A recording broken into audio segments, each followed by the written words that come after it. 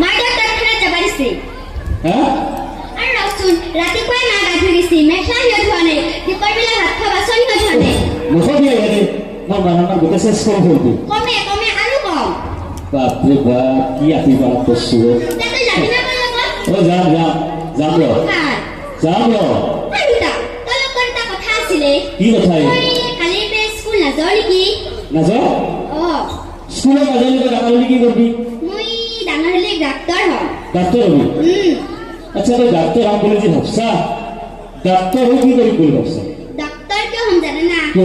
কারণ তু এই ডাক্তারে যে সলি মানুষ ডাক্তার বেজি দেহে মানে ওই ডাক্তার হম হ্যাঁ? আর সেকেন্ড কথা খারাপ, এই খারাপ, ডাক্তার যে খারাপ। থাকা সলি বাপ রে তুইব বাপ, কি বিভূতি তুই জীবন করছিস। আমাদের ডাক্তার বেজি দি হ্যাঁ ও বাপরে বাপ খারাপ খারাপ খারাপ এইবার মোর জিও কি বিভূতি জিও কেন কথা বলেছে না আচ্ছা স্কুলে কি নাজাম বলে বসে কি হবে না নাজাম বলে বসা স্কুলত তো না যাও জানে না কেউ? আমার যে অসমীয়া স্যার হ্যাঁ। অসমীয়া স্যার কিবা যখন মার কথাই হবি রাখে ক্লাস ক্লাস নকৰে হলি মায়েৰ কথা বলে যাবে ও